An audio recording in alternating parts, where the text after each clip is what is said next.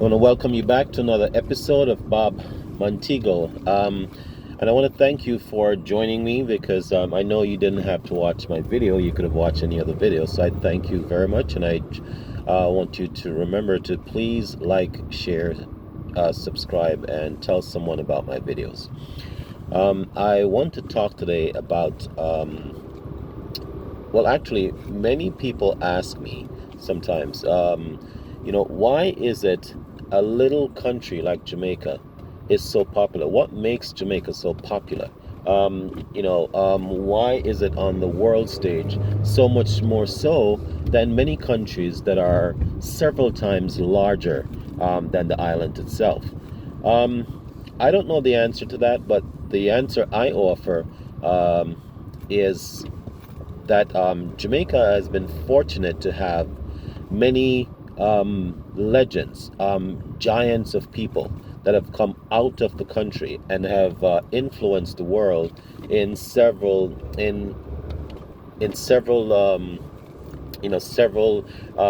profound ways.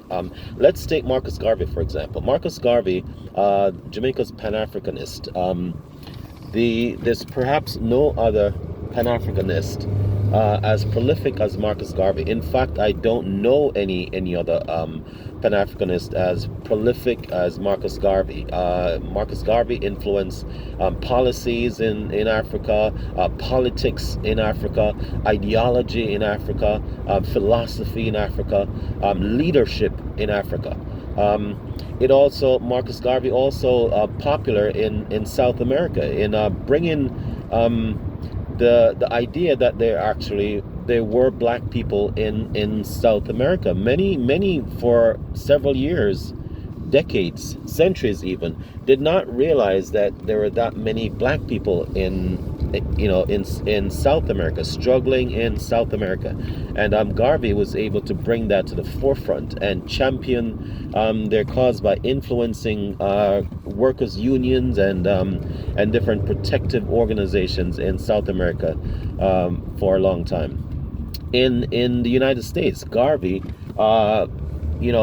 definitely one of the early founders or early initiators of the civil rights movement. Every civil rights leader in the United States, whether it's King, Malcolm, Medgar Evers, or whoever, will tell you that Garvey influenced them. They were all Garveyites. You read their biography or literature on them, and they'll tell you Garvey was a huge influence on them. And Garvey laid the foundation for what we call the civil rights movement in the United States. How about Norman Manley? Norman Manley was one of Jamaica's very popular prime minister. You can refer to him, in my opinion, as the father of our independence, the founding father of our independence. Norman Manley negotiated Jamaica's independence very skillfully, so that many Caribbean countries actually patterned their quest for independence of Norman Manley's example. He also was a huge athlete, very huge athlete, and very profound work of in legal services he performed in England, well known in England. Dudley Thompson. There's so many. Dudley Thompson was again one of Jamaica's best attorneys. He was served on the east coast of Africa as ambassador. He was most popularly known for having represented Jomo Kenyatta, the first president of Kenya, when he was on trial by the British for his participation in the Mama Wars that led to Kenya's independence. Dudley Thompson also is accredited with having influenced the Kenyan constitution. And incidentally, Tanzania, he served in Tanzania also. He was the legal advisor for Tanzania's first president, Julius Nyerere, and wrote the Constitution, wrote the draft of the Constitution for Tanzania. How many people know that? He influence on the West Coast. His influence on the West Coast also was immense. Kwame Nkrumah will tell you he was largely influenced by Dudley Thompson. In music, how about Harry Belafonte? When Harry Belafonte left Jamaica and took folk songs with it, it was an explosion on the music scene in the United States. Is Deo, Deo, daylight come on, me want go home. United States have never heard those kind of folk songs, and those folk songs exploded into a genre that Arabella Fonte is credited for, the folk rock genre back in those days. Arabella Fonte also was a huge civil rights activist. Marched along and advised Martin Luther King, and had some prolific work in the civil rights movement in the United States. How about music again? Millie Small. Ever heard of Millie Small? My boy lollipop, da da pop, you make my heart go giddy up. Yeah, her song. She took ska. Ska is one of the early aspects of reggae as it was evolving. Ska was its own music, but it's from ska that reggae also evolved, and she took that across the world into England, and stayed on the music chart in England for a long time. That was the first time they're hearing ska. In United States, stayed on the chart a very, very long time. But Millie Small, I've heard accounts from like Mick Jagger and the Mick Jagger and the and the Beatles, the Rolling Stone and Mick Jagger. I've heard them talk about Millie Small and how Millie Small's music affect their early beginnings. Bob Marley. Do I need to introduce Bob Marley? Bob Marley is one of the great unifying force in music throughout human history. Bob Marley, known for his efforts to, his call for Africa to unite, his call for peace and love, it is reach across the globe. Bob Marley was a globalist, larger than a Pan-Africanist. He was a globalist, and every single color, race, every creed on this earth can actually identify with the positive sounds and the positive vibes of Bob Marley. You go to places in the world and you see Bob Marley's statues up, and you go like, my God. Some places in the world you would not believe that you see Bob Marley statue. How about switching back to politics? Michael Manley. Michael Manley, the son of Norman Manley. Michael Manley was this great social reformer, the social justice reformer in the 1970s, vice president of the Non-Aligned Movement, a group of countries that provide a counterbalance to the overreach of the United States in the 70s and 60s. In the 70s, the United States was actually involved in toppling a lot of economies and a lot of leaders around the world that did not align themselves with its politics or its form of policies. And Michael Manley launched the world, Jamaica out on the world, in that regard. He also is credited for so much social changes in Jamaica that we don't even know. Most Jamaicans don't know that, right? The laws, the refuge laws left over from colonialism was actually an oppressive thing in Jamaica, and Michael Manley was able to change some of those laws. All these thousands and thousands of hundreds of thousands of acres of land left over from slave-owning families that were not using them and abandoned them in Jamaica. Manley redeemed them, nationalized some of them, and returned them into building houses and schools and public facilities and all of that stuff.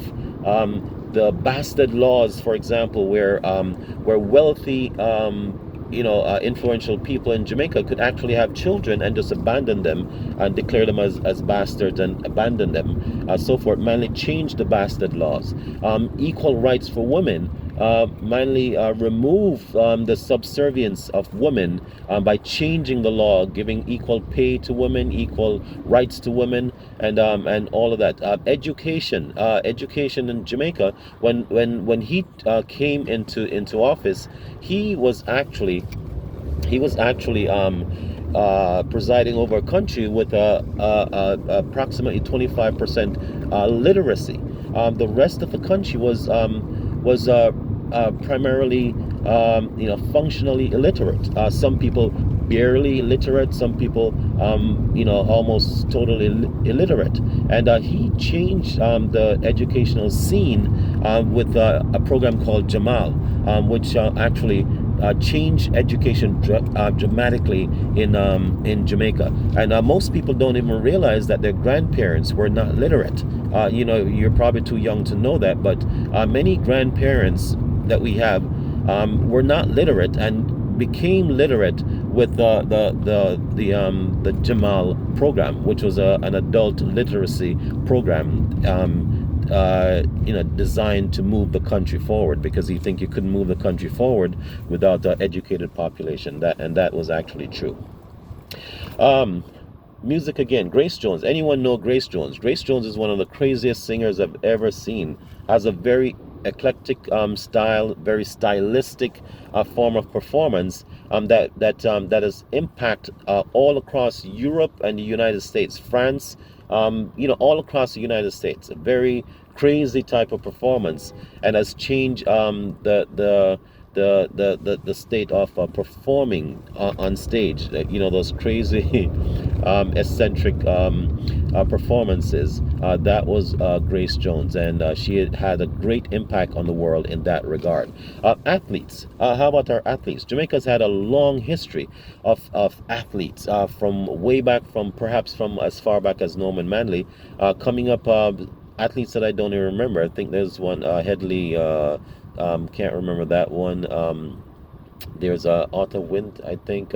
Shame on me, I don't remember them at this point. But great athletes all throughout. Donald Quarry, Merlin Ottey, Usain Bolt, Shelley-Anne Fraser, Asafa Powell, Elaine Thompson, a whole host of athletes, because we have a culture of athletics. Anyone can remember back in their young days. I remember back in my young days, my younger days rather, they had a sports day every year when schools, primary schools, high schools would come out, put out their best athletes, and for sports day, and that created a culture of athletics, along with we have very good sports college that has a very strong program that has been turning out athletes for a very, very long time. And I could go on and on and on. There are lots of popular people I could talk about, but I chose just to talk about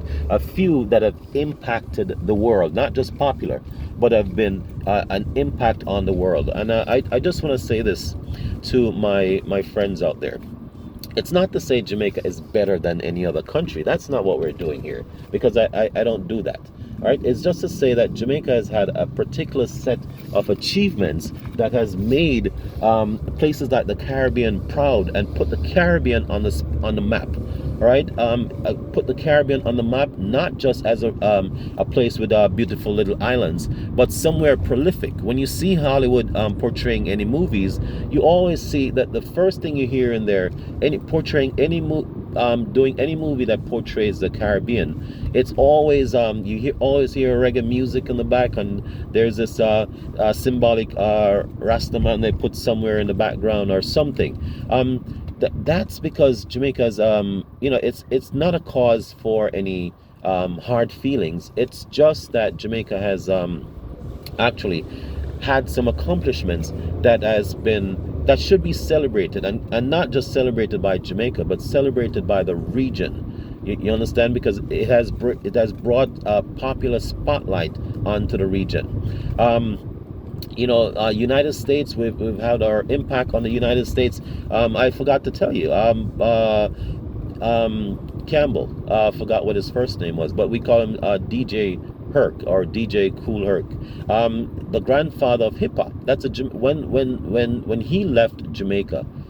He left Jamaica with his style of music that impacted the scene in the Bronx, creating what we now know as hip hop. It started out as rap music and then evolved into a culture of hip hop. His style of scratching, record scratching, and just all of that stuff. How about Byron Lee? I forgot to mention Byron Lee. Byron Lee was a sparring partner for Sparrow in Trinidad for a long time. And Byron Lee's early work in ska and calypso and then soca, I always hear him talk about the merging of soul music and calypso to creating soca. Please understand me, I'm not saying Byron Lee created soca because someone in Trinidad is accredited for actually started soca, but I'm saying I've heard him from early parts talk about in interviews, talk about the merging of soul music and calypso to creating soca. And certainly his early work has done much to contribute to the birth of soca, because his work preceded the creation of soca. So I know he had laid down some of those foundations that emerged into soca. I could go on and on and on and on, but again, I just wanted to discuss some of the accomplishments of giants and legends that have come out of Jamaica, that has brought positive views to the Caribbean, to put us on the map, to put Jamaica on the map, to put Africa on the map, and to contribute largely to the society of the United States. And I just want to say big ups to Jamaica, and big ups to the Caribbean, because we don't do these things alone. All right, I want to thank you for joining me. This is Bob Montego, and I hope you remember to like, share, subscribe, and tell someone about my videos. Thanks again for watching.